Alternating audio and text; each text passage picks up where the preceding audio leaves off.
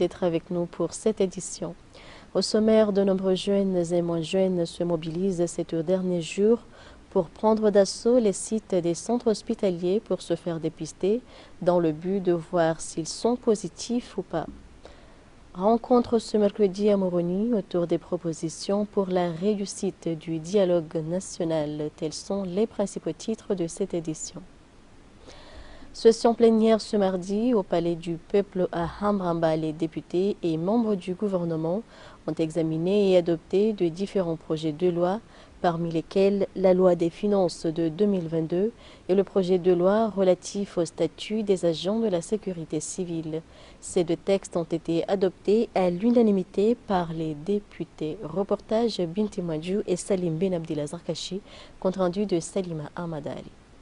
La loi des finances 2022 prévoit des recettes totales à hauteur de 116 591 millions de francs comoriens avec un solde primaire excédentaire de 223 millions. Lors de l'expo des motifs, le ministre des Finances a fait savoir que ce texte s'articule autour de différents axes prioritaires dont la promotion d'un système de santé aux normes internationales, l'accès équitable à l'éducation ainsi que l'intégration économique du pays. Tout cela exige de la transparence dans la gestion des finances publiques ainsi que des moyens de prévention et de répression sont mis en place. La lutte contre la corruption, comme ça a été dit, il y a des dispositions qui sont législatives et des dispositions qui sont réglementaires. Vous savez très bien que cette Assemblée a adopté un certain nombre de lois, notamment le Code pénal. Donc ce sont des dispositions qui sont à la fois préventifs mais aussi répressifs en même temps.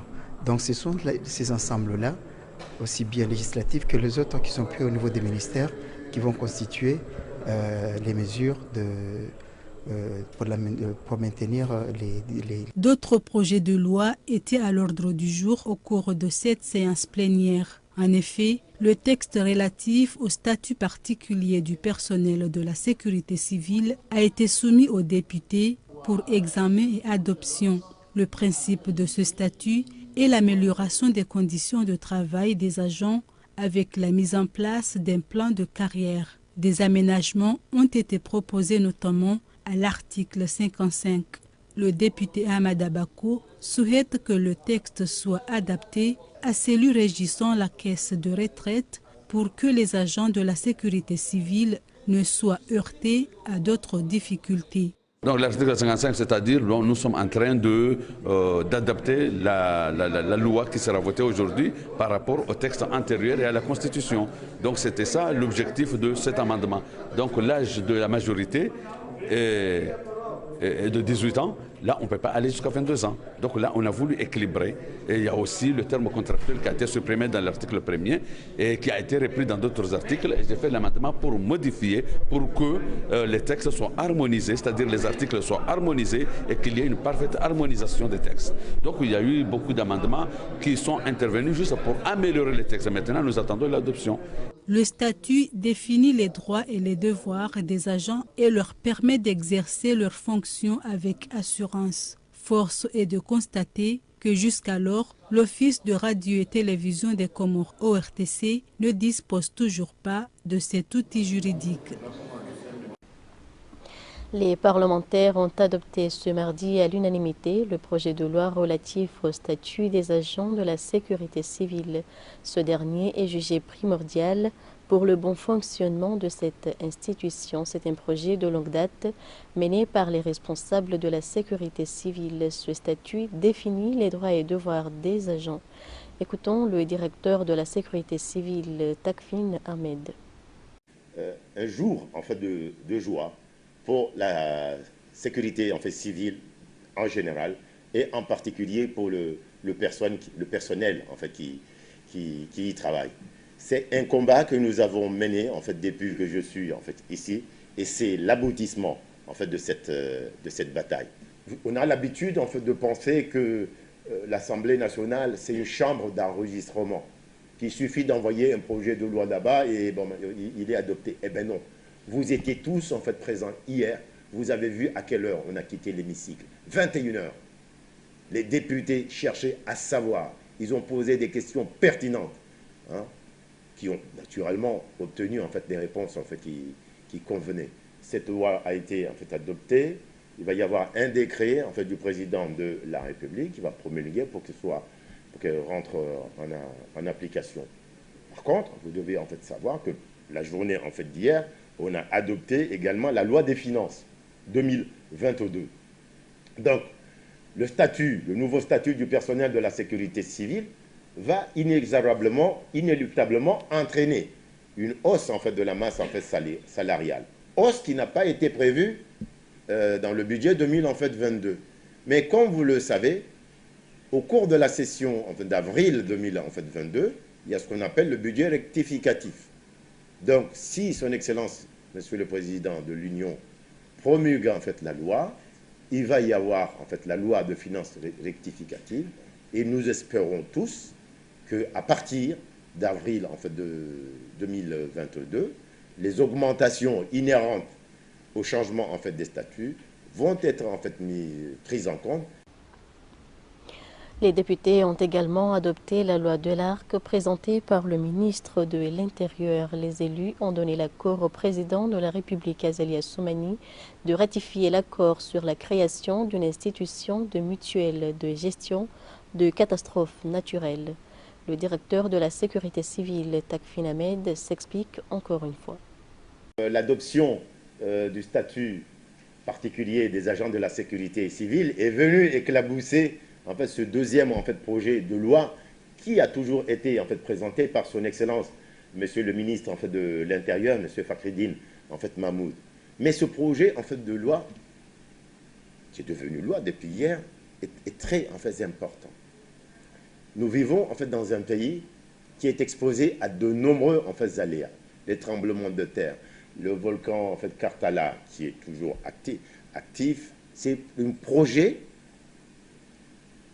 qui autorise le président de l'Union des Comores à ratifier une convention avec une mutuelle panafricaine qu'on appelle ARC. Donc, si demain, il y a une catastrophe naturelle dans notre en fait, pays, si on adhère à cette convention, nous allons recevoir en contrepartie un dédommagement. Dans la page santé de cette édition, en cette période de crise sanitaire caractérisée par la propagation du virus de la COVID-19, il vaut mieux prévenir que guérir. Nécessité oblige, de nombreux jeunes et moins jeunes se sont fortement mobilisés ces derniers jours pour prendre d'assaut les sites des centres hospitaliers pour se faire dépister en vue de savoir s'ils sont positifs ou pas. Reportage de Saïd Abdoumadi Magaga et Ibrahim Kawavo. Les précisions dans Liaou Ayouba Abdallah. À l'heure où nous en sommes, le test rapide s'impose pour s'assurer qu'on est victime ou pas de cette grave maladie qui reste jusqu'alors d'actualité. C'est la raison pour laquelle de nombreux jeunes et moins jeunes prennent d'assaut les sites des centres hospitaliers aménagés pour la circonstance dans le but de prévenir que guérir. L'importance pour faire le TDR, la première chose, c'est de voir comment est la visibilité du virus et de savoir comment on est, si on est positif ou pas, et de multiplier à respecter les mesures de barrière, ainsi de voir les gens qui ont vacciné ou pas, et voir aussi l'efficacité de la vaccination. Par rapport à la participation, on voit qu'il y a une forte présentation des patients, des gens. On vient volontairement pour se faire dépister, pour savoir si on est positif ou pas, afin de prendre les précautions nécessaires avec la famille ou bien avec l'entourage. Bien des patients saluent cette initiative pour endiguer enfin la maladie. Je me suis dit que c'est mieux de venir faire le test et pour être sûr, si ce n'est pas le Covid, si c'est le cas, au moins j'aurai à protéger les autres. Je protégerai notamment ma grand-mère que je vis avec ou les personnes qui sont enfin les personnes âgées ou les personnes vulnérables. Non, ça ne me fait pas du tout peur parce que certes, je ne me sens pas bien, mais je ne suis pas non plus en état grave. Et j'aurais peut-être, enfin, ça ne me fait pas du tout peur, c'est une maladie comme tant d'autres, comme le palu, comme le typhoïde, comme toute autre maladie. Il convient de retenir que le test rapide permet de savoir si l'on est porteur ou pas du virus de la Covid-19 et se faire soigner avant qu'il ne soit trop tard. Direction maintenant à Moélie où le coordinateur insulaire de lutte contre la Covid-19, le docteur Hassanali Abdoulaziz, a convié la presse ce mercredi à la direction régionale de Fomboni. L'objectif était de faire part à la population de la situation épidémiologique depuis le lancement du 4e cohorte du vaccin de lutte contre la pandémie. Il s'explique en ces termes. Nous sommes parvenus à vacciner 7293 personnes. C'est vraiment un record. Nous sommes à 84% de la population qui nous a été assignée de vacciner durant ces 4 jours, à savoir 661 personnes qu'il fallait vacciner. Sur ces 8661 personnes, nous avons pu vacciner 7293. Nous pensons que le reste, vraiment, soit ils ont voyagé ou bien pour des raisons sanitaires, ils n'ont pas pu recevoir leur première dose de vaccination. Pour nous, c'est un résultat qui est vraiment formidable et qui nous permet, si nous parvenons bien entendu à revacciner ces gens-là au cours en janvier, le 25, 26 et 27 janvier, pour qu'ils reçoivent leur deuxième dose, si nous parvenons à les vacciner, nous aurons un pourcentage de 47,50% au niveau de l'île. Nous sommes encore à 13% de 60%, mais nous savons que la population de Moélie est composée de 49% de personnes ayant 18 ans et plus et de 51% de personnes ayant un âge inférieur à 18 ans, c'est-à-dire 17 ans, 0 jusqu'à 17 ans. Donc les 0 jusqu'à 17 ans constituent 51%. Ce qui fait que nous allons devoir vacciner 13% des personnes, des enfants de 12 à 17 ans. Nous aurons probablement un autre vaccin qui pourrait être utilisé dans notre pays pour qu'ils puissent vacciner ces enfants-là afin que nous puissions arriver à 60%, comme le préconisent les scientifiques, pour que nous puissions avoir ce que nous recherchons, à savoir une immunisation collective. Le conseil hebdomadaire des ministres s'est tenu ce mercredi à Beit Salam sous la conduite du président Azali Assoumani. Le conseil s'est penché sur des sujets d'ordre socio-économique. À en croire le porte-parole du gouvernement, Mohamed Msaïdié, ministre de l'Agriculture, les points qui ont été débattus, la question du mariage traditionnel face au Covid-19 et la vaccination qui en résulte face à cette crise sanitaire. Mohamed Msaïdié appelle la population à se faire vacciner pour que la date d'ouverture des festivités coutumières prévue le 2 janvier 2022 soit respectée, puisqu'actuellement le taux de vaccination est à 10% en Gazidja. À l'inverse, le taux de vaccination est à 67% à Moélie et 68% à Nzouani. Retrouvez de cette édition la coordination du dialogue intercomorien et le parti Orange se sont retrouvés ce mercredi à Moroni pour se pencher sur une plateforme de propositions jugée indispensable pour que ce dialogue national soit une réussite. Reportage Mohamed Saïd et Salim Ali Ratiraka, compte rendu de Hamida Achatamadi. Cette entrevue entre le parti Orange et le coordinateur du dialogue intercomorien avait pour principal but de remettre à ce dernier une plateforme de propositions indispensable pour les discussions et débats qui auront lieu lors du dialogue national. On a salué beaucoup cette rencontre, car elle était très efficace et on pense qu'Inch'Allah, on aura des résultats très efficaces, Inch'Allah. Le parti Orange est venu nous informer de son soutien au dialogue et de ses efforts pour apporter une contribution positive au déroulement de ce dialogue. Ils nous ont remis un document qui porte les thèmes relatifs à leurs préoccupations. Et parmi ces préoccupations, il y a la sécurité de la population, compte tenu des récents événements qui ont dénoté une certaine insécurité dans la vie de la population comorienne. Les rencontres entre le coordinateur du dialogue national et les partis politiques revêtent une grande importance, permettant à chaque parti d'apporter leur pierre à la construction de ce dialogue intercomorien. Le maire de la commune de Sadat Djulamlima, dans le Mitsamioli, Mohamed Abbas Mouadjou, est de retour au pays ce mercredi en provenance de France. Au cours de son séjour en France, son objectif était de rencontrer la diaspora pour des projets de développement de la dite commune. Il s'explique en ces termes.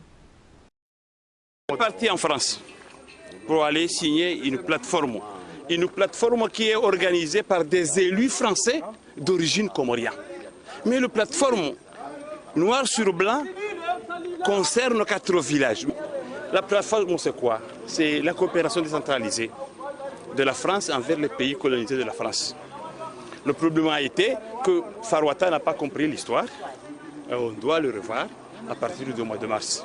Bon, le 25 mars, il y aura une délégation très forte de la France qui va venir ici pour traiter ce sujet. Je crois qu'au mois d'avril-mai, il y aura une voiture, il y aura des scanners, il y aura des radios et des échographies qui va traiter la femme enceinte et son enfant.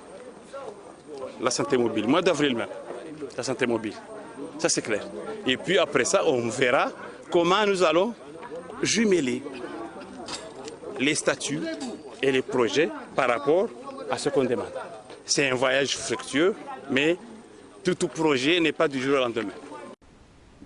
La ville de Mkazi, dans la région de Bambao, a tenu ce mardi au foyer de Barakani une conférence de presse. Cette rencontre avec les journalistes de la place avait pour but de condamner les actes indignes perpétrés par des jeunes au terme de la prière du vendredi dernier. L'ancien maire de la commune de Bambao, Ahmed Saindou, nous fait le point. La ville de Mkazi a convié bien sûr la presse pour premièrement élucider ce qui s'est passé le vendredi dernier. La ville de Mkazi a accueilli le président de la République dans sa campagne de vaccination. Et il l'a aussi accueilli dans la mosquée. On a fait la prière du vendredi ensemble. Cependant, il y a eu des éléments, des individus, des gens qui n'ont même pas participé dans la prière, qui ont sémé le trouble, qui ont commis des actes barbares, des actes que je ne qualifierais de je ne sais pas comment. La ville de Mkazi a tenu à condamner fermement ces actes-là et aussi ces commanditaires. Et a aussi informé au public et à tous les Comoriens, à ceux qui nous suivent, qu'on va porter plainte contre X pour savoir exactement ceux qui ont voulu perpétrer ces actes barbares. C'est à la justice de faire son travail. Nous, par contre, si on nous sollicite, on a des témoignages, on a également des personnes qui peuvent aller témoigner, on a des images, on a tout ce qu'il faut si la justice nous sollicite. Mais pour l'instant, nous gardons la présomption d'innocence et nous allons porter plainte contre X pour tous les actes commis le jour du vendredi dernier. Les gens qui ont commis ces actes, c'était leur objectif, c'était de diviser la ville de Mkazi, mais la ville de Mkazi n'a pas cédé aux provocations. Elle n'a pas cédé aux provocations, elle est restée unie et indivisible.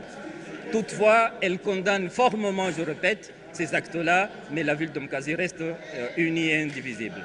Elle ne se divisera jamais, surtout dans ces moments difficiles, nos moments de politique. Par contre, elle appelle à tous ceux qui veulent faire la politique de se battre dans des idées, de se battre aussi, de s'engager dans des idées, mais pas vraiment dans des confrontations et aussi dans des actes barbares comme ceux qui ont été commis la fois dernière. Volet culture de ce journal à l'occasion de la fête de fin d'année, l'hôtel Golden Tulip valorise les talents comoriens. Ainsi, les responsables ont engagé Zubs Mars, artiste moélien, pour des prestations. Nous vous proposons de le suivre. Je suis tellement fier et en même temps reconnaissant du fait qu'un grand hôtel comme celui-ci m'ait appelé pour... on fait appel à moi pour venir célébrer la journée du 31 décembre avec eux. Du coup, je suis fier et encore reconnaissant pour ce geste et j'espère que ça va bien se passer. Il y a beaucoup de talent chez nous, aux Comores, et j'aimerais bien dire aux organisateurs de privilégier ces artistes-là parce qu'il y a des gens qui les écoutent, ils travaillent tout le temps pour pouvoir s'en sortir. Mais on a bien remarqué que souvent quand il y a des occasions, des grosses occasions comme ça, c'est toujours souvent les artistes étrangers qui sont appelés. Et ça n'empêche pas aux organisateurs de les appeler, mais souvent faites aussi appel aux artistes locaux pour leur aider à avancer et à pouvoir vivre de leur passion. En international au Brésil, les inondations dans l'état de Bahia ont fait 20 morts et près de 63 000 personnes déplacées. La France a fait état mardi de 28 décembre de 180 000 nouvelles contaminations au coronavirus, un record depuis le début de la pandémie dans le pays. Je vous propose ces reportages. De l'eau à perte de vue. À Itapetinga, elle a coupé les axes routiers en deux, englouti les arbres et submergé les maisons, parfois jusqu'aux fenêtres. Les habitants n'ont eu que quelques secondes pour se mettre à l'abri. Surpresa, o pessoal estava todo dormindo e quando a gente deu por ferro, já tinha invadido a casa. Só deu tempo de sair as pessoas da casa. Felizmente, não tivemos vítimas fatais, né? Com quase 1,80 m de altura em algumas casas aqui. Au moins 100 communes de l'état de Bahia sont désormais en situation d'urgence. Plus à l'est, à Itabuna, impossible de circuler autrement qu'en bateau. Les secours vont de maison en maison pour secourir les habitants piégés chez eux. Mais les forts courants, conséquence des pluies diluviennes de ces derniers jours, ralentissent leurs opérations. Com esse volume de água, ficou difícil, inclusive, a manobrabilidade com os jet skis, para, digamos assim, não oferecer risco àquele que está pilotando, nem à vítima que está sendo socorrida. Depuis le début du mois de novembre, le sud de l'état de Bahia est frappé par des intempéries d'une intensité exceptionnelle. La plus grande catastrophe de l'histoire de Bahia, selon son gouverneur. La situation s'est aggravée durant le week-end de Noël après la rupture de plusieurs barrages et le débordement de cours d'eau. Près de 63 000 personnes ont déjà dû quitter leur foyer. Une nouvelle fois, c'est la course contre la montre. C'est démoralisant. On n'a pas fait ce métier pour faire que du Covid. La France, rattrapée par le variant Omicron. Ce mardi, le nombre de nouveaux cas positifs en 24 heures s'élève à près de 180 000, un nombre jamais atteint depuis le début de la pandémie de Covid-19. Tout laisse à penser que ça va continuer à monter, que nous pourrions atteindre, nous disent certains modélisateurs, plus de 250 000 cas par jour d'ici au début du mois de janvier, ce qui est hors proportion par rapport à ce que nous avons connu depuis le début de la pandémie. À l'inverse, pour le moment, le nombre de personnes hospitalisées n'augmente pas drastiquement. Près de 3 500 personnes sont en réanimation en France, contre plus de 7 000 au plus fort de la première vague en 2020.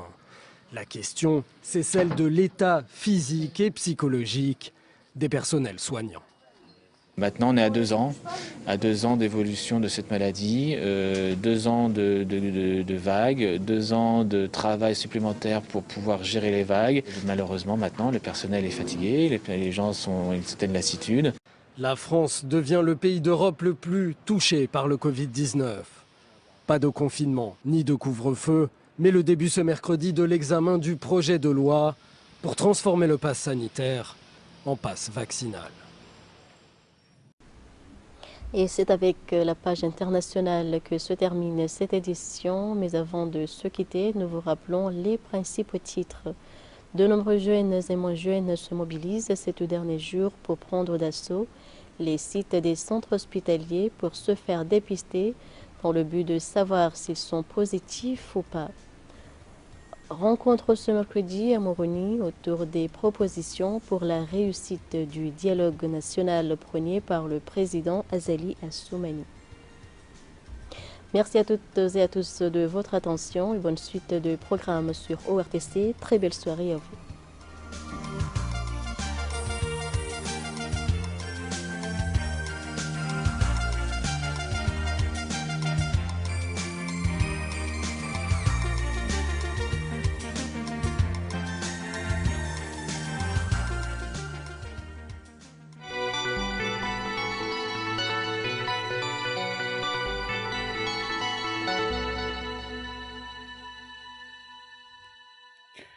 Mesdames